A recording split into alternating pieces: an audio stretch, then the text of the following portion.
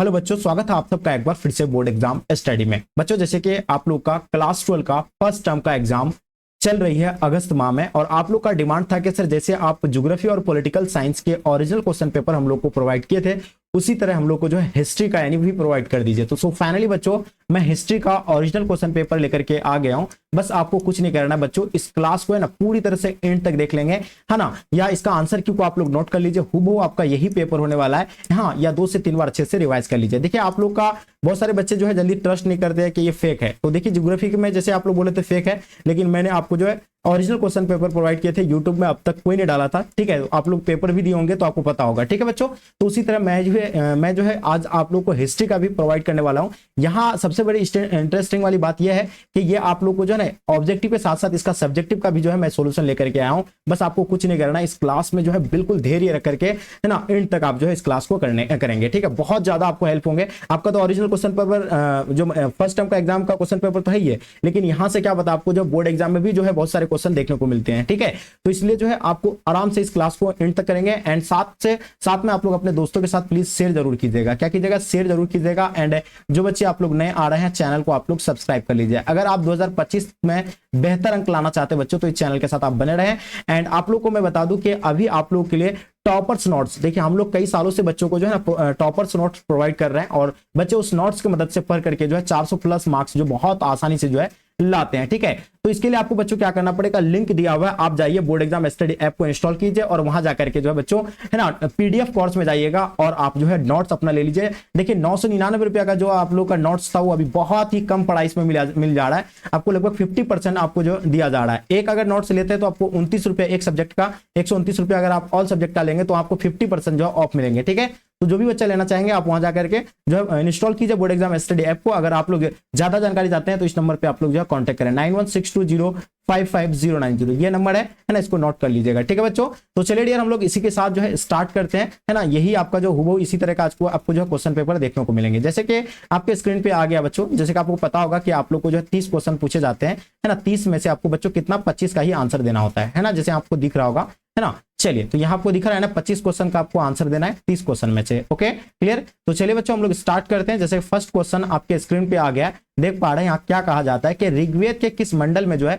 वर्ण व्यवस्था की उत्पत्ति का उल्लेख मिलता है बच्चों। प्रथम में मिलता है, दूसरे में मिलता है, 7वें या 10वें में। तो बच्चों हम लोग जानते हैं ऋग्वेद के किस मंडल में वर्ण व्यवस्था की उत्पत्ति का उल्लेख मिलता है बच्चों, तो ये आपका 10वें होगा। यानी इसका आंसर आप लोग का बच्चों करेक्ट आंसर यानी ऑप्शन आप लोग का क्या हो जाएगा बच्चों, डी बिल्कुल परफेक्ट आंसर हो जाएंगे, क्लियर। चलिए नेक्स्ट क्वेश्चन आपके स्क्रीन पर, संगम साहित्य की रचना बच्चों किस भाषा में हुई थी बच्चों, तो ये चीजें आपको पता होनी चाहिए। संगम साहित्य की अगर बात किया जाए बच्चों तो ये तमिल भाषा में हुई थी। किस भाषा में?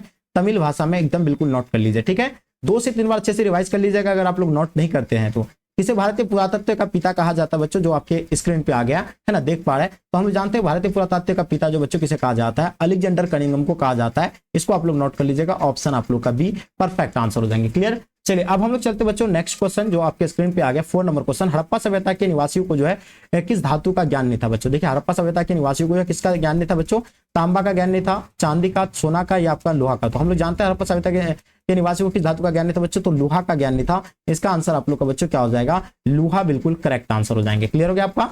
चलिए आगे देखेंगे बच्चों जो आपके स्क्रीन पे आ गया 5 नंबर क्वेश्चन आपके समक्ष में, है ना। सिंधु घाटी की सभ्यता का पुरातात्विक स्थल मांडा जो है किस राज्य में स्थित है बच्चों, तो मांडा के बारे में आप लोग को बताना है। आपके सामने 4 ऑप्शन दिया हुआ है, इसमें से करेक्ट आंसर आपका क्या हो जाएंगे बच्चों। देखिए मांडा के बारे में अगर बात किया जाए तो मांडा जो है ना मध्य प्रदेश में, लेकिन यहाँ ऑप्शन में आपका दिया हुआ नहीं है, ठीक है। मध्य प्रदेश होना चाहिए लेकिन यहाँ दिया हुआ नहीं है, ठीक है। तो ये 5 नंबर क्वेश्चन हो गया आपका। चलिए क्वेश्चन नंबर 6 देखेंगे बच्चों, मोहनजोदड़ो किस नदी के किनारे स्थित है बच्चों, तो ये बहुत ही इंपॉर्टेंट क्वेश्चन है। ये आपके बोर्ड एग्जाम में भी जो है कई सालों से लगातार ऐसे क्वेश्चन जो है पूछे जाते हैं, ठीक है। तो ये चीज हम लोग जानते हैं कि मोहनजोदड़ो का खोज राखालदास बनर्जी ने किया था कब, 1922 को, ठीक है। और ये जो है किस नदी के किनारे स्थित है बच्चों, तो ये सिंधु नदी के किनारे है, और इसका आंसर आप लोग का बच्चों बी बिल्कुल करेक्ट आंसर हो जाएंगे। क्वेश्चन नंबर 7 बच्चों जो आपके स्क्रीन पे आ गया, क्वेश्चन देख पा रहे हैं आपके स्क्रीन पे 7 नंबर क्वेश्चन क्या कहा जाता है ना। हड़प्पा सभ्यता में नर्तकी की मूर्ति जो बच्चों कहां से मिली थी बच्चों, ये चीज आपको पता होनी चाहिए, ठीक है। तो देखिए ये आपको सब्जेक्टिव क्वेश्चन भी हम लोग यानी कवर करेंगे। देखिए सब्जेक्टिव क्वेश्चन आपका ये है, इसका सभी का जो आपको आंसर की भी प्रोवाइड करने वाले हैं।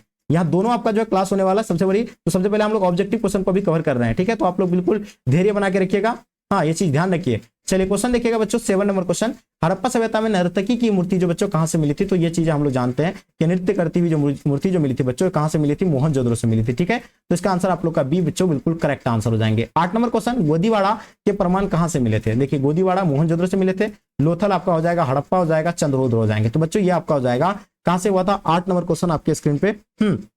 चलिए 8 नंबर क्वेश्चन के बारे में आप लोग को बताना बच्चों, इसका आंसर आपका क्या हो जाएंगे 8 नंबर क्वेश्चन का?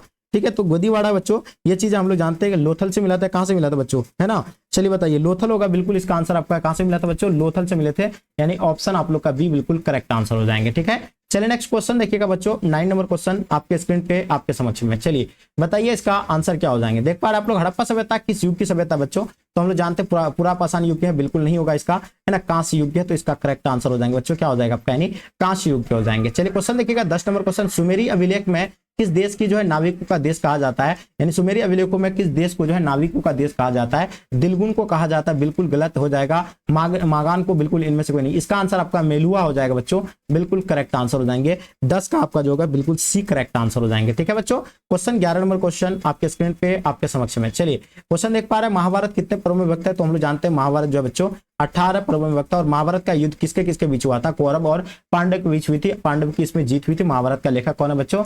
वेद व्यास है। ये भी चीजें आपको जो पता होनी चाहिए। ठीक है, चलिए आगे देखेंगे बच्चों, महाभारत की रचना किस भाषा में हुई है बच्चों? Question number 12। ठीक है, प्राकृत बिल्कुल नहीं होगा, हिंदी नहीं, हम लोग जानते हैं कि संस्कृत भाषा में लिखी गई है, और इसका आंसर आप लोग का राइट आंसर हो जाएंगे। ठीक है, महाभारत में कितने प्रकार के विवाह का उल्लेख है बच्चों? 8 प्रकार के। 13 नंबर क्वेश्चन, परिवार के मुखिया को क्या कहा जाता था? देखिए परिवार के जो मुखिया होते थे उसको क्या कहा जाते थे बच्चों? स्वामी कहते थे, है ना, या ग्रामीणी कहते थे, या कुलप कहते थे। देखिए इसको कुलप कहे जाते थे, और पता कुलप को ही जो है क्या कहते हैं? ग्रहपति भी कहते हैं, ग्रहपति भी कहते हैं। ये भी चीजें आपको जो पता होनी चाहिए। आगे देखेंगे, मोहनजोदड़ो का मतलब महाजनपदों का उदय जो बच्चों कब हुआ था बच्चों? 14वीं शताब्दी ईस्वी में, बिल्कुल गलत है ना? 11वीं नहीं होगा, 18वीं नहीं होगा, ये जो आपका यानी बिल्कुल 6ठी शताब्दी ईस्वी पूर्व, यानी ऑप्शन आप लोग का बच्चों बिल्कुल करेक्ट आंसर होना चाहिए। एक चीज आप लोग नोट कर लीजिएगा, ये महाजनपदों का जो उदय हुआ था बच्चों कब हुआ था? 600 ईस्वी पूर्व से लेकर, 600 ईस्वी पूर्व से लेकर, है ना, एकदम नोट कर लीजिए, 300 ईस्वी पूर्व, है ना। ये चीजें आपको बिल्कुल याद रखना है, 300 ईस्वी पूर्व, है ना, नोट कर लीजिएगा। और इसका करेक्ट आंसर बच्चों क्या हो जाएगा? ऑप्शन आप लोग का डी बिल्कुल करेक्ट आंसर हो जाएंगे। क्वेश्चन देखिएगा, गणतांत्रिक व्यवस्था किस महाजनपद में थी बच्चों? है ना, क्वेश्चन नंबर देखिए 15 नंबर क्वेश्चन। चलिए बताइएगा क्या हो जाएगा इसका? तो बच्चों ये चीजें आपको जो बहुत अच्छे से पता होना चाहिए, है ना। हम लोग जानते हैं कि ये जो थे यानी कहाँ थे बच्चों? तो ये थे वजीफ में थे, और इसका करेक्ट आंसर हो जाएंगे। देखिए आप लोग क्लास किए होंगे तो आपको पता है कि मेरे द्वारा आप लोग को ओरिजिनल क्वेश्चन पेपर प्रोवाइड किया जा रहा है, ठीक है। और यहाँ तक आप लोगों के लिए बच्चों स्पेशल नोट्स, अगर आप इस नोट्स को अगर पढ़ लेते बच्चों, इससे बाहर आपको एक भी क्वेश्चन देखने को नहीं मिलेंगे। अगर जो भी बच्चा नोट्स लेना चाहते हैं तो बोर्ड एग्जाम स्टडी ऐप जो इंस्टॉल कीजिए, आप नीचे लिंक दिया हुआ है, उस लिंक पे क्लिक करके आप इंस्टॉल कर लीजिए, है ना। इंस्टॉल करने के बाद आप जो जाकर के पीडीएफ कोर्स वाला सेक्शन में जाके आप जो है कोर्स को ले सकते हैं। बहुत ही आपको सभी सब्जेक्ट का सभी थ्योरी मिलेंगे, सब्जेक्टिव ऑब्जेक्टिव मिलेंगे, है ना। मॉडल पेपर दिया जाएगा, साथ में क्वेश्चन बैंक भी रहेंगे। बताइए इतना कम प्राइस में आपको सारी चीज की सुविधा दी जा रही है। अगर आपको ज्यादा जानकारी चाहिए तो इस नंबर पे आप लोग कॉन्टेक्ट कर सकते हैं, 9162055090, 9162055090 बच्चों, ये आप लोग नोट कर लीजिएगा, 9162055090, ठीक है। चलिए अभी दिख रहा होगा आपको 16 नंबर क्वेश्चन। मौर्य वंश का संस्थापक कौन था बच्चों? हम लोग जानते हैं, बहुत अच्छे से जानते हैं हम लोग कि मौर्य वंश के जो संस्थापक थे बच्चों वो कौन थे बच्चों? बिल्कुल करेक्ट आंसर होना चाहिए, ये हो जाएगा आपका यानी चंद्रगुप्त मौर्य हो जाएंगे। कौन हो जाएगा? चंद्रगुप्त मौर्य बच्चों, बिल्कुल करेक्ट आंसर हो जाएंगे। क्वेश्चन देखिएगा 17 नंबर क्वेश्चन, मेगास्थनीज ने मौर्य काल के किस नगर के प्रशासन का वर्णन किया था बच्चों? मेगास्थनीज ने जो मौर्य काल के किस नगर के प्रशासन का वर्णन किया था बच्चों? तो ये चीजें हम लोग को पता होना चाहिए। वैशाली का किया था, तक्षशिला, उज्जैन, या आपका यानी पाटलिपुत्र बच्चों। तो ये चीजें आप लोग को पता होना चाहिए। मेगास्थनीज जो किए थे बच्चों, हम लोग जानते हैं कि इंडिका के लेखक मेगास्थनीज थे, ये तो आप लोग को पता है। और ये जो किए थे बच्चों किसके किए थे? बहुत बढ़िया जी। तो इसका आंसर आप लोग का हो जाएगा, है ना, क्या हो जाएगा? पाटलिपुत्र का किया था। किसका? यानी पाटलिपुत्र, यानी ऑप्शन आप लोग का सी करेक्ट आंसर हो जाएंगे। मौर्य काल में आय का मुख्य स्रोत क्या था बच्चों? मौर्य काल में जो थे, मौर्य काल के संस्थापक तो आप लोगों को पता है चंद्रगुप्त मौर्य है। इसका जो आय का जो व्यवस्था था वो कैसा था? तो बच्चों वहां का जो था ना, भूमि कर से जो यानी आय करते थे, यानी ऑप्शन आप लोग का बच्चों बिल्कुल करेक्ट आंसर हो जाएंगे, भूमि कर, ठीक है। टैक्स यानी भूमि से जो है टैक्स वसूलते थे। मौर्य काल का जो आय का स्रोत था वो भूमि का टैक्स था, ठीक है। हाथी गुफा अभिलेख जो बच्चों कहां से प्राप्त हुआ था? तो देखिए हाथी गुफा अभिलेख हम लोग जानते हैं कि ये जो महाराष्ट्र के जो है, महाराष्ट्र के कौन जिला बताए तो एक भूल है, उस जिला से आपको दिखा रहा है, लेकिन यहाँ आपका दिया हुआ पाटलिपुत्र से। उज्जैन से, मंदसौर से, उदयगिरी से। तो इस क्वेश्चन को हम लोग स्किप कर देते हैं इसलिए क्योंकि 30 में से हम लोग को 25 ही क्वेश्चन का आंसर देना है, ठीक है। लेकिन यहाँ ऑप्शन में दिया हुआ नहीं है, महाराष्ट्र दिखा रहा है, ठीक है। देखिए आप देखेंगे 20 नंबर क्वेश्चन, महाभारत में गंधार कला का विकास किसके प्रभाव में हुआ था बच्चों? आपके सामने 4 ऑप्शन दिया हुआ है, जल्दी बताइएगा। देखिए अगर बात किया जाए तो ये आपका हो जाएगा क्या, महाभारत में गंधार कला का विकास के प्रभाव जो हुआ था बच्चों, ये इनमें से कोई नहीं इसका करेक्ट आंसर हो जाएंगे, ठीक है। चलिए आगे देखिए बच्चों, मृच्छकटिक की रचना बच्चों किसने किया था बच्चों? 21 नंबर क्वेश्चन का आपका आपके सामने 4 ऑप्शन दिया हुआ है ना। जल्दी बताइए इसका आंसर क्या हो जाएंगे? 21 नंबर क्वेश्चन का करेक्ट आंसर होना चाहिए बच्चों। तो इसका आंसर आप लोग का हो जाएंगे क्या? शूद्रक हो जाएगा। जो बच्चे आप लोग शूद्रक बता रहे बच्चों, बिल्कुल करेक्ट आंसर हो जाएंगे। क्या हो जाएगा? शूद्रक, बिल्कुल परफेक्ट आंसर हो जाएंगे। एरन अभिलेख कहाँ पाए गए थे बच्चों? 22 नंबर क्वेश्चन का, बंगाल में, बिहार में, मध्य प्रदेश, राजस्थान में। तो एरन अभिलेख की अगर बात किया जाए बच्चों तो ये मध्य प्रदेश में पाया गया था। ऑप्शन आप लोग का डी बच्चों राइट आंसर हो जाएंगे, ठीक है। ये कौन सा जिला? मध्य प्रदेश के। तो मध्य प्रदेश के जो भिंड जिला आपको पता होना चाहिए। आगे देखेंगे बच्चों क्वेश्चन नंबर 23, आयुर्वेद का जनक जो है बच्चों किसे माना जाता है बच्चों? तो हम लोग जानते हैं आयुर्वेद का जनक जो है बच्चों किसको कहा जाता है? धन्वंतरी को कहा जाता है। ये चीजें आप लोग बहुत अच्छे से नोट कर लीजिएगा बच्चों, यानी ऑप्शन आप लोग का बी बिल्कुल करेक्ट आंसर हो जाएंगे। क्वेश्चन देखिएगा 24, अभिज्ञान शकुंतलम की रचना बच्चों किसने की थी? अभिज्ञान शकुंतलम के रचनाकार कौन है बच्चों? है ना, ये चीजों को समझना है। तो हम लोग जानते हैं अभिज्ञान शकुंतलम के रचनाकार कालिदास हो जाएगा। तो बच्चों इसका आंसर आप लोग का कालिदास यानी करेक्ट आंसर हो जाएगा। गुप्त काल का चरमोत्कर्ष किस शासक के काल में था बच्चों? गुप्त काल में। जैसे कि आप लोग को पता है मौर्य काल में जो पहुंचा था, जहांगीर के काल में पहुंचा था, लेकिन गुप्त काल में जो गुप्त काल के संस्थापक श्री गुप्त थे उसके काल में चरमोत्कर्ष पर जो पहुंची थी बच्चों, वो किसके? समुद्रगुप्त के शासन काल में बच्चों, ठीक है। तो इसका आंसर आप लोग का बच्चों सी बिल्कुल करेक्ट आंसर हो जाएंगे। नालंदा महाविद्यालय की स्थापना किसने किया था बच्चों? ये बहुत ही इंपॉर्टेंट क्वेश्चन है ना, एकदम चीजों को समझते हुए चलना है ना। ये आपका हुबहू यही पेपर है, बस आप लोग आंसर की नोट कर लीजिए बच्चों, बहुत आसान होगा। नालंदा महाविद्यालय की स्थापना बच्चों हम लोग जानते हैं कुमारगुप्त प्रथम ने किया था। या आप लोग इसको 2 से 3 बार देख लीजिएगा तो और बेहतर होगा आपके बोर्ड एग्जाम के लिए। क्वेश्चन नंबर 27 देखिएगा, चीनी यात्री फायहान किसके दरबार में आया था बच्चों? तो हम लोग जानते हैं चीनी यात्री फायहान जो आए थे बच्चों वो चंद्रगुप्त विक्रमादित्य के दरबार में आए थे बच्चों, चंद्रगुप्त के द्वितीय के दरबार में आए थे। इसका राइट आंसर हो जाएंगे। क्वेश्चन नंबर 28 देखिएगा, महाभारत के किस भाग में जो कौरव और पांडव के बीच जो है युद्ध का कारण उल्लेख है? तो आपके सामने 4 ऑप्शन दिया हुआ बच्चों, इनके बारे में बताइए, ठीक है। देखिए अगर हम बात करें महाभारत के किस भाग में कौरव और पांडव के बीच के युद्ध का वर्णन उल्लेख मिलता है बच्चों, तो भीष्म पर्व मिलता है। और ये चीजें आप लोग अच्छे से नोट कर लीजिए, ठीक है। एकदम आप लोगों को रिलैक्स होकर के आपको समझना है, चीजों को समझते हुए चलना है। 29 आपके स्क्रीन पे क्वेश्चन नंबर 29 बच्चों, है ना, बहुत ही इंपॉर्टेंट क्वेश्चन है। देखिए इसमें क्या कहा जाता है बच्चों, यानी धर्मसूत्रों एवं धर्मशास्त्रों में विवाह के कितने प्रकार का उल्लेख किया गया है? तो हम जानते हैं धर्मसूत्रों एवं धर्मशास्त्रों में जो है विवाह के कितने प्रकार का उल्लेख मिलता है बच्चों? तो ये चीज आपको पता होना चाहिए, 8 प्रकार के विवाह का उल्लेख मिलता है। कितना? 8 प्रकार के विवाह का उल्लेख मिलते हैं। इनको आप लोग नोट कर लीजिएगा, ठीक है, या इसको नोट कर लीजिए आप लोग। चलिए तो आगे देखेंगे बच्चों, आपके स्क्रीन पे 30 नंबर क्वेश्चन देखिएगा, माता के नाम से पुत्रों का जो नामकरण की प्रक्रिया बच्चों किस काल से अधिक प्रचलित हुई थी? उन काल के बारे में आप लोग को बताना है। देखिए हम लोग जानते हैं कि माता के नाम से जो पुत्रों का जो नामकरण होता था, यानी कि माता के नाम से रिलेटेड, यानी उसका वर्ड यानी पहला अक्षर से रिलेटेड जो नाम होते थे बच्चों, वो यानी कौन सा काल में हुआ था बच्चों? तो ये सबसे अधिक जो बच्चों था ये मौर्य काल में थी। उसके बाद ये परंपरा जो बच्चों किस काल में चलने लगा? सातवां काल में भी चलने लगा, ठीक है। तो मौर्य काल याद रखिएगा, ये चीजें आपको पता होना चाहिए बच्चों। ये आप लोग का ओरिजिनल क्वेश्चन पेपर, यानी इसका ऑब्जेक्टिव क्वेश्चन मैंने आपको जो है प्रोवाइड कर दिया। ये ओरिजिनल क्वेश्चन पेपर का हम लोग ऑब्जेक्टिव क्वेश्चन को जो है बिल्कुल देख लिया अच्छे से। अब हम लोग चलते हैं बच्चों, किसको देखेंगे? अब हम लोग चलते हैं सब्जेक्टिव क्वेश्चन की ओर चलते हैं। एकदम चीजों को समझना है, ठीक है। तो आप लोग को इस तरह का जो है क्वालिटी कंटेंट सबसे पहले आपको कोई प्रोवाइड नहीं करता है, इसलिए आप लोग हल्के में ना ले। चैनल को आप लोग सब्सक्राइब कर लीजिए। अगर आप लोग चाहते हैं कि हम लोग 2025 में बेहतर अंक लेके आए तो बच्चों इस चैनल को आप लोग सब्सक्राइब कर लीजिए, ठीक है। चलिए, कुछ भी ज्यादा जानकारी हो तो नंबर दिया हुआ है, आप वहां से जानकारी ले सकते हैं। आगे देखेंगे बच्चों, आपके स्क्रीन पे दिख रहा होगा आपको, है ना। देखिए यहां से आपका लघु उत्तरीय प्रश्न स्टार्ट होता है। यहां आपको कितना 10 क्वेश्चन पूछे जाएंगे, जिसमें से कितने बच्चों 5 ही क्वेश्चन के मात्र आंसर देना है। तो हम लोग इन 5 क्वेश्चन को जो है सॉल्व करते हैं। जो आपके स्क्रीन पे दिया हुआ है, जो ये आप लोग का यानी लघु उत्तरीय प्रश्न हो गया बच्चों, ये इसमें से आपको 5 क्वेश्चन का आंसर देना है, जो मैं आप लोगों के लिए बहुत ही आसान और सरल भाषा में देने के लिए आप लोग के लिए लेकर के आया हूं। मोहनजोदड़ो के विशाल स्नानागार की 2 विशेषता, इस क्वेश्चन को हम लोग सॉल्व करेंगे। हड़प्पा सभ्यता का विस्तार, देखिए यहाँ आप लोग क्वेश्चन को देख लीजिए और वहां जाके देख लीजिएगा, वही क्वेश्चन आंसर यहाँ भी रहेगा, क्वेश्चन नंबर वहां भी रहेगा, ठीक है।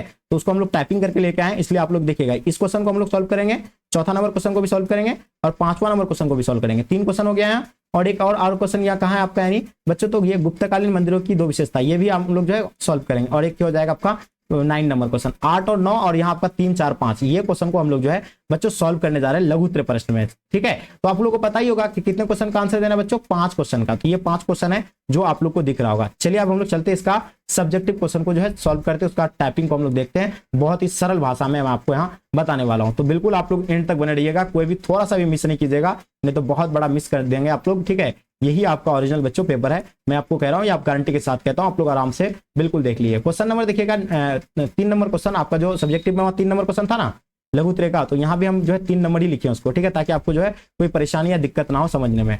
देखिए, मोहनजोदड़ो के विशाल स्नानागार के 2 विशेषता बताएं, लिखें। तो देखिए वही क्वेश्चन था 3 नंबर में जो मैंने दिखाया, एक बार फिर से आप लोग देख लीजिएगा तो बेहतर रहेगा शायद, मुझे लगता है। तो यही आपका क्वेश्चन है ना, मोहनजोदड़ो के विशाल स्नानागार की 2 विशेषताएं, इन्हीं क्वेश्चन को हम लोग जा रहे हैं बच्चों सॉल्व करने के लिए। ठीक है, चलिए तो अब हम लोग चलते हैं बच्चों, आपके स्क्रीन पे आपको दिख रहा होगा क्वेश्चन, है ना, किसका दिख रहा है, मोहनजोदड़ो के विशाल स्नानागार की 2 विशेषताएं। देखिए हम लोग जानते हैं मोहनजोदड़ो जो है, मोहनजोदड़ो में क्या मिला था बच्चों, विशाल स्नानागार, सबसे बड़ा यानी महान स्नानागार मिला था बच्चों, है ना, महास्नानागार जिसको कहा जाता है। और यहाँ जो है बच्चों क्या मिला था, अन्नागार भी मिले थे। यहाँ क्या मिले थे बच्चों, अन्नागार भी मिले हैं। अन्नागार चूंकि कहा जाता है जहाँ अनाज रखे जाते थे, स्नानागार यानी जहाँ नहाए जाते हैं तो स्नानागार कहते हैं। तो इसका विशेषताएं आप लोग को बतानी है। ठीक है, तो विशेषता क्या है, देखिए हम लोग बहुत सरल भाषा में पहले समझते हैं, उसके बाद उसका बुक का जो भाषा है उसको समझना है आप लोगों को, कुछ याद नहीं रखना है, सीधा सिंपल तरीका है कि ये जो है महान स्नानागार होते थे, और ये जो है ये सार्वजनिक यानी सबके लिए होते थे। ये त्योहारों और कोई पर्व वगैरह पर जो है बच्चों क्या करते थे, लोग आकर के इस स्नानागार में नहाते होंगे। ये सारी चीजें जो आपको बताने वाले हैं। देखिए महास्नानागार यानी महान स्नानागार यानी बहुत बड़ा स्नानागार, जिसका जो है मतलब 8 टैंक स्वयं उत्तर दक्षिण दिशा में जो बच्चों लगभग 12 मीटर यानी स्वयं अब कितना उत्तर दक्षिण दिशा में बच्चों 12 मीटर और 7 मीटर चौड़ा है। क्या है, उत्तर और दक्षिण की जो है चौड़ाई और मीटर कितना है बच्चों, 12 और 7 मीटर चौड़ाई है, जिसकी अधिकतम गहराई, जो गहराई है बच्चों स्नानागार की गहराई समझ रहे हैं आप लोग, तालाब की तरह होता था वो, है ना, उतर करके नहाने का। ये इसका स्नानागार की जो जिसकी अधिकतम गहराई बच्चों 2.4 मीटर था इसका। ठीक है, और उत्तर और दक्षिण दिशा में जो बच्चों टैंक के नीचे जाने के लिए 2 चौड़ी सीढ़ियां थी, जो टैंक में उतरने के लिए बच्चों अगर कोई गंदा वगैरह हो जाए टैंक तो उसको सफाई के लिए 2 सीढ़ियां भी बनाया गया था। क्या बनाया था, 2 सीढ़ियां भी बनाया था। और सीढ़ियां के किनारे बच्चों छोटे छोटे सॉकेट में लकड़ी के तख्ते या पायदान रखे होते थे। जो सीढ़ियां ऐसा होता है ना, इसमें पायदान तख्ते होते थे ताकि इसको उतरने में आसानी हो, सुविधा हो। ठीक है, ताकि जो है ये क्यों रखे जाते थे, ताकि उसका टैंक की सफाई किया जाए। ठीक है, तो ये चीजें, और उसमें जो टंकी में बच्चों पानी लाने के लिए बच्चों कहां से, बाहर से, इस हौज में पानी देने के लिए बच्चों बाहर से जो है ना पाइप के माध्यम से बच्चों पानी जो है इस हौज या इस टैंकी में जो है दिए जाते थे, यानी स्नानागार में। ठीक है बच्चों, तो ये चीजें आप लोग को बहुत अच्छे से समझ में आ गया। 3 नंबर क्वेश्चन जो आप लोग बहुत कुछ था नहीं, कोई खास है भी नहीं, तो इसका ये चीजें आप लोग को इसको जो है नोट कर लीजिएगा। इसका विशेषता वही है ना, जो आप लोग सरल भाषा में देना है। अब हम लोग चलते बच्चों क्वेश्चन नंबर 4 देखेंगे, हड़प्पा सभ्यता का विस्तार बताइए। क्वेश्चन नंबर 4 आप लोग जो मैंने आपको दिखाया देख लीजिए, क्वेश्चन नंबर 4 आपका जो है ये पेपर में आपका दिया हुआ क्वेश्चन नंबर 4 हड़प्पा सभ्यता का विस्तार। तो यही क्वेश्चन को हम लोग यहाँ सॉल्व करते हैं। ठीक है, चलिए तो देख रहे हैं आप लोग क्वेश्चन को। चलिए बच्चों बहुत बढ़िया। देखिए हड़प्पा सभ्यता का अगर विस्तार की बात किया जाए तो सिंधु घाटी सभ्यता का क्षेत्र विस्तार, हड़प्पा सभ्यता भारत भूमि पर लगभग जो है 13 लाख वर्ग किलोमीटर तक यानी फैली हुई बच्चों, है ना। और ये किस आकार का, त्रिभुजाकार क्षेत्रों में फैला हुआ, किस आकार का, त्रिभुजाकार फैली हुई है। और ये उत्तर में कहां तक फैला हुआ बच्चों, मांडा जो जम्मू कश्मीर में पड़ता है, और दक्षिण में कहां बच्चों, देमाबाद, क्या दक्षिण में कहां, देमाबाद जो महाराष्ट्र में पड़ता है, और पूर्व में कहा आलमगीरपुर जो बच्चों उत्तर प्रदेश तक, और पश्चिम में बच्चों सुतकांगडोर जो पाकिस्तान तक फैली हुई बच्चों। ये किसकी बात करें, हड़प्पा सभ्यता का विस्तार मैंने आपको बताया।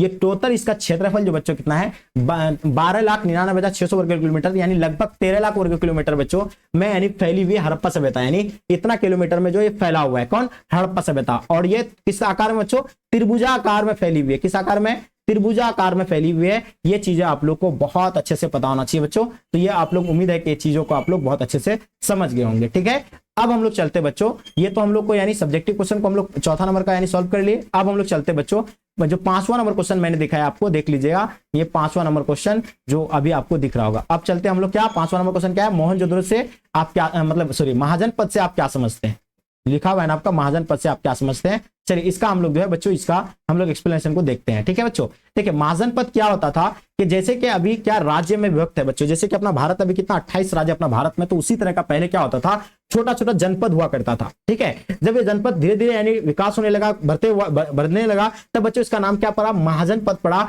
और ये उत्तर वैदिक काल में जिस क्षेत्रीय राज्यों का उदय की प्रक्रिया आरंभ हुई, तब वह 6ठी सदी बीती था, यानी जो ये जब इस टाइम आरंभ हुआ था तो उस टाइम की समय क्या था बच्चों, 6ठी शताब्दी ईस्वी पूर्व था।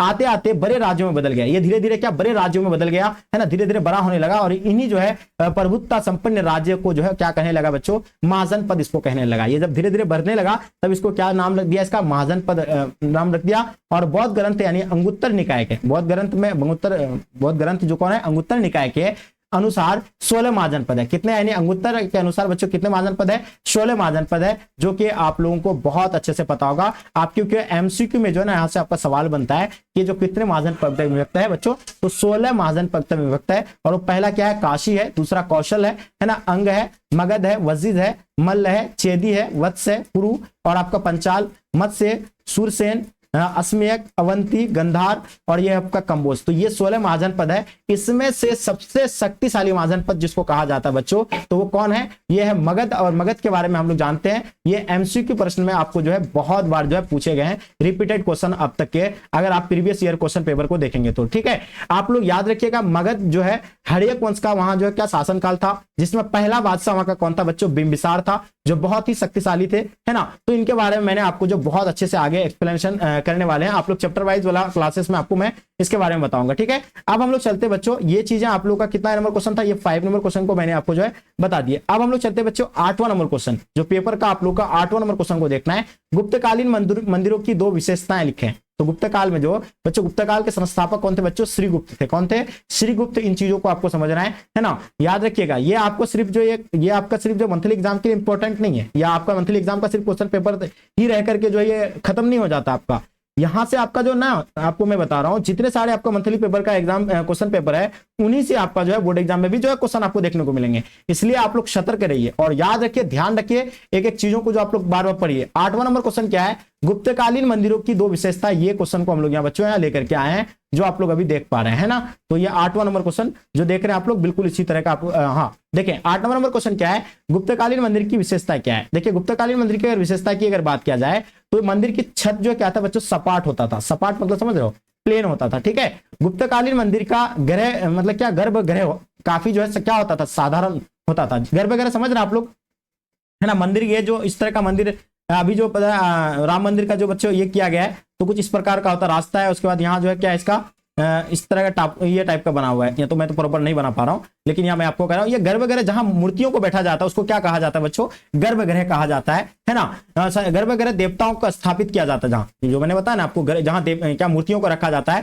प्रारंभिक गुप्त मंदिर में जो अलंकरण नहीं मिलता था बच्चों, है ना, लेकिन बाद में स्तंभों, मंदिरों के दीवार के बाहरी भागों में जो है चौखट आदि पर जो है मूर्तियां द्वारा अलंकरण किया गया है। बच्चों ये चीजें आप लोग को पता होनी चाहिए। ये गुप्तकालीन मंदिर की 2 विशेषता मैंने आपको जो बताया। ठीक है, चलिए आपका लास्ट क्वेश्चन बच्चों, लघुत्तर प्रश्न का आपका जो है लास्ट क्वेश्चन है, जो 9वां नंबर क्वेश्चन क्या है बच्चों, फायहान कौन है बच्चों। फायहान के बारे में आप लोग को जानना है, और ये चीजें आप लोग को पता भी होनी चाहिए फायहान के बारे में, क्योंकि यहाँ से अच्छा इसका जो क्वेश्चन जो है इस चैप्टर से बच्चों बहुत ही ज्यादा आपको देखने को मिलता है, चाहे आपका एमसीक्यू हो, चाहे आपका जो है सब्जेक्टिव में हो। ठीक है, तो इस चीज पे आपको ध्यान रखना है। देखिए, अब हम लोग देखिए फायहान के बारे में जानते हैं। फायहान चीन के निवासी था। ये कहां के रहने वाले थे, चीन के रहने वाले थे। ये बौद्ध भिक्षु तथा चंद्रगुप्त विक्रमादित्य के जो है शासनकाल में आया था। किसके शासनकाल में आया था, चंद्रगुप्त विक्रमादित्य के शासनकाल में आया था। ये बौद्ध धर्म का अध्ययन करने भारत आया था। किसका अध्ययन करने आया था, बौद्ध धर्म का। और लगभग बच्चों ये क्या है, यानी 6 वर्ष तक भारत में रहा। कितना वर्ष तक रहा भारत में, 6 वर्ष तक रहा। और इस काल में उसने जो है भारत की राजनीतिक, सामाजिक, आर्थिक, धार्मिक तथा दशा का निरीक्षण कर सजीव विवरण प्रस्तुत किया था बच्चों। किसके द्वारा बच्चों, फायहान के द्वारा भारत की जो है सामाजिक, राजनीतिक, है ना, आर्थिक स्थितियों को जो है क्या यानी प्रस्तुत किया था बच्चों। किसके द्वारा, अपना ग्रंथ में। फायहान का बुक का नाम क्या है, आप लोग कमेंट करके बताइए मुझे, है ना, मैंने इसके बारे में बताया आपको। तो वो जो है भारत के बारे में जो है पूरा तरह से जो बच्चों लिखा है यहाँ का स्थिति कैसा था, है ना। वो किसका स्टडी करने के लिए आया था, बौद्ध धर्म का स्टडी करने के लिए अपना भारत आए थे बच्चों। और किसके शासनकाल में आए थे, चंद्रगुप्त विक्रमादित्य के शासनकाल में आए थे। ये भी चीजें आप लोग जो है अच्छे से नोट कर लीजिएगा, है ना। और ये कहाँ के निवासी थे बच्चों, जो चीन के रहने वाले थे। तो ये आप लोग का लघुत्तर प्रश्न जो थे, है ना, इसका आप लोग को जो आंसर यहाँ मिल गया। आप लोग जाकर के हुबहू छाप लीजिए, इसका स्क्रीनशॉट ले लीजिए, जाकर के आप लोग पेपर में जो है छाप देंगे। तो ये आप लोग को मैंने बता दिया, गुप्तकालीन मंदिरों की 2 विशेषताएं बता दिए, फायहान कौन थे, है ना। यहाँ आपको के बच्चों क्या बताया था मैंने, 10 क्वेश्चन में से 5 क्वेश्चन का ही आपको सिर्फ आंसर देना होता है। ठीक है, तो आप लोग, उम्मीद है कि ये चीजें आप लोग को समझ में आ गया कि लघु उत्तर में हम लोग 5 क्वेश्चन हम लोग सॉल्व कर लिए। अब हम लोग चलते बच्चों दीर्घ उत्तर प्रश्न, जो आपके स्क्रीन पे आ गया है ना। क्वेश्चन देख रहे हैं आप लोग, है ना। तो यहां मेरे बात को ध्यान से सुनिएगा। देखिए, दीर्घ उत्तर प्रश्न क्या होता है, आपको लगभग 150 शब्दों में इसका आंसर देना होता है। 150 से 150 नहीं, 250 से प्लस आपको जो शब्दों में 150 प्लस आपको जो है शब्दों में आंसर देना होता है। तो ये इसका जो बहुत लंबा जो है क्वेश्चन आंसर हो जाता था, इसलिए हम लोग जो है मैंने आपको जो है सिर्फ क्वेश्चन को बता रहा हूं, और वो क्वेश्चन आप जाकर के गूगल हो, यूट्यूब हो, कहीं भी जाकर के सर्च करके आप जो है इसका आंसर की को जो नोट कर लीजिएगा। ठीक है, यहाँ देखिए, यहाँ 11 से 15 क्वेश्चन है, उसमें से बच्चों आपको मात्र 3 क्वेश्चन का ही आंसर देना है। जो प्रत्येक प्रश्न में से आपको जो है 5 आंसर मिलेंगे, 5 नंबर मिलेंगे, है ना, जो 15 नंबर का आपका दीर्घ उत्तर प्रश्न है। ठीक है, देखिए, वर्ण व्यवस्था एवं जाति व्यवस्था की उत्पत्ति पर प्रकाश डाली, ये पहला क्वेश्चन आपका। दूसरा, महाभारत प्राचीन काल के सामाजिक मूल्यों का अध्ययन करने के लिए एक अच्छा स्रोत कैसे, ये भी आप लोग याद रखिएगा। छठा आपका क्या है, आर्यभट्ट ने विज्ञान के क्षेत्र में क्या क्या योगदान था आर्यभट्ट का, है ना, ये भी दिया हुआ है। उसके बाद आप लोग देख पा रहे हैं ना, क्या दिया, गंधार कला मुख्य विशेषता का वर्णन करें, गंधार कला के बारे में आप लोग को बताना है। 15 नंबर क्वेश्चन, हड़प्पा सभ्यता में विज्ञान प्रौद्योगिकी, यानी हड़प्पा सभ्यता के जो टेक्नोलॉजी आई थी, जो साइंस टेक्नोलॉजी यहाँ का जो है किस तरह का था, उनके बारे में आपको बताना है बच्चों। तो ये आप लोग को जो है ना, इसमें से कितने बच्चों क्वेश्चन का आंसर देना है आपको, मात्र मैंने बताया आपको कितने बच्चों, तो आपको याद होगा मात्र कितना मैंने बताया आपको, ओनली 3 क्वेश्चन का आंसर आपको देना है। ठीक है बच्चों, चलिए, तो ये आप लोग का दीर्घ उत्तर प्रश्न था, और इसको आप लोग जो है सर्च कर लीजिएगा। तो बच्चों, यही आपका जो है क्वेश्चन पेपर है ओरिजिनल, और आप लोग को मैंने जो है प्रोवाइड कर दिया। ठीक है, तो अच्छे से आप लोग नोट कर लीजिएगा, है ना, और आप लोग प्लीज शेयर जरूर कीजिएगा। और मैं फिर से आप लोग को बता दूं, देखिए, हमारी टीम की ओर से बच्चों जो अभी स्पेशल जो टॉपर्स नोट्स यानी प्रोवाइड कर रहे हैं, जो कोर्स हम लोग जो लॉन्च किए हैं, जो अभी हाल ही में लॉन्च किया, अभी जो है ऑफर में चल रहा है, ये मात्र 2 दिन के लिए ऑफर आप लोग को दिया जा रहा है, और ये इस ऑफर का अगर आप आनंद नहीं लेते तो बाद में आपको बहुत ज्यादा पछतावा होगा। इसलिए कि देखिए, ये बोर्ड एग्जाम स्टडी जो ये संस्था है, ये चैनल जो है बहुत पुराने हैं, इसमें हम लोग कई सालों से बच्चों को पढ़ाते हैं, प्रशिक्षण देते हैं, जिसमें बच्चे, बहुत सारे बच्चे सिर्फ नोट्स पढ़ करके भी जो है डिस्ट्रिक्ट टॉपर्स भी रहे हैं, स्टेट टॉपर भी रहे हैं। आप जो है जाइए चैनल पे विजिट कीजिए, शॉर्ट्स में देखिए जाकर के, अगर इस नोट्स की मदद से आप भी अगर टॉपर बनना चाहते हैं, आपका भी अपना भी, आप भी अगर सपना साकार करना चाहते हैं, अपने माँ बाप के सपनों को साकार करना चाहते हैं, तो बच्चों आज ही आप इस नोट्स को परचेज कीजिए, जो बहुत ही कम प्राइस में दिया जा रहा है, जो 999 का मात्र है, आपको जो है ये आपको मात्र 399 रुपए में दिया जा रहा है। अगर आप एक सब्जेक्ट का लेते हैं तो 129 रुपए आपको मिलेंगे। अगर आप लेना चाहेंगे तो बच्चों लिंक दिया हुआ है डिस्क्रिप्शन में, आप ऐप को इंस्टॉल कीजिए बोर्ड एग्जाम स्टडी का, और वहां जाकर के जो है पीडीएफ कोर्स वाला सेक्शन में जाकर के कोर्स को परचेज कीजिए। अगर आपको ज्यादा प्राइस वहां दिखा रहा है तो आप बच्चों इस नंबर पे आप कॉन्टेक्ट कीजिएगा, 9162055090। ठीक है, सारी जानकारी आपको दी जाएगी, यहां से सारी हेल्प की जाएगी आपका। ठीक है, तो मुझे लगता है कि आपको कोई दिक्कत नहीं होना चाहिए, जो आप लोग देख पा रहे हैं, है ना। अगर किसी प्रकार का दिक्कत हो या कोई भी समस्या हो, आप हमें बताएं कमेंट करके। ठीक है बच्चों, तो उम्मीद है ये क्लास आप लोग को बहुत ही ज्यादा पसंद आया होगा। पसंद आए तो लाइक करके जम करके अपने दोस्तों के साथ शेयर करें। चलिए गाइस, यहीं तक आज के क्लास को हम लोग एंड करते हैं। जब तक के लिए जय हिंद, जय भारत।